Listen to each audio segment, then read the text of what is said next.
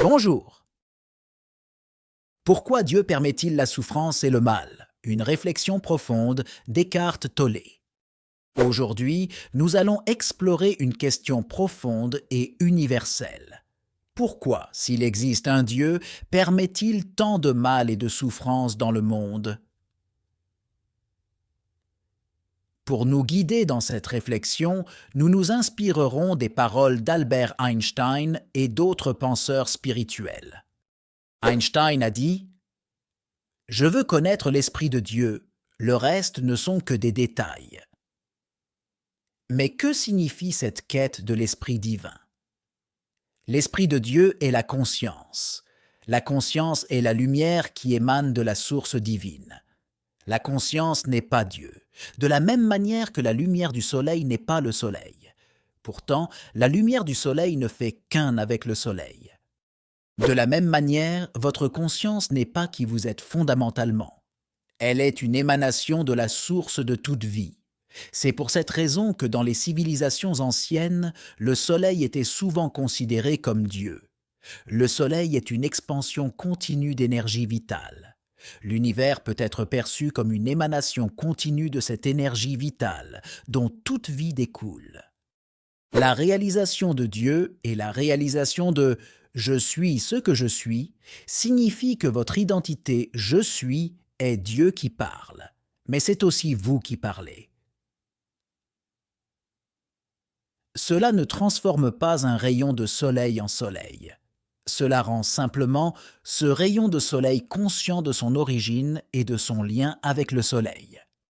À un moment donné, nous devons transcender les croyances naïves que Dieu est une figure de contrôle paternaliste.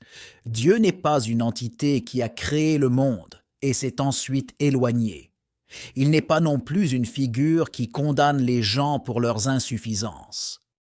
Les arguments traditionnels des sceptiques disent souvent « S'il y avait un Dieu aimant, pourquoi permettrait-il la souffrance et le mal ?» C'est une question légitime, mais elle repose sur une conception limitée de Dieu. Ils disent que si Dieu existait, il contrôlerait tout et empêcherait la souffrance.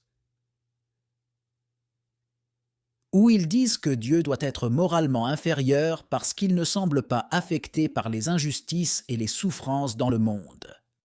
Cependant, Dieu n'est pas un personnage contrôlant. Nous devons dépasser cette image anthropomorphique de Dieu comme une figure d'autorité paternelle et réaliser que Dieu est la vie en tous les êtres.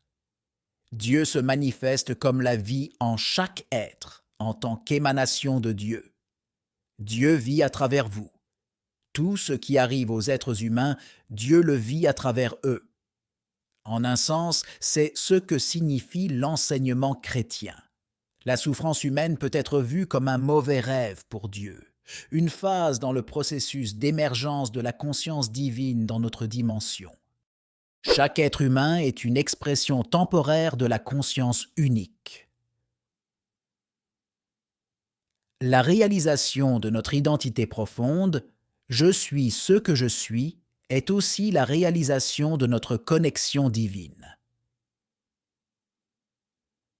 Dieu vit à travers nous et nous invite à voir au-delà des apparences de contrôle et de souffrance. Cette prise de conscience peut transformer notre vision du monde et nous aider à vivre en harmonie avec la source de toute vie. Merci d'avoir regardé cette vidéo. Si vous avez des questions ou des réflexions, n'hésitez pas à les partager dans les commentaires. Abonnez-vous pour plus de contenu sur la spiritualité et la conscience. À bientôt!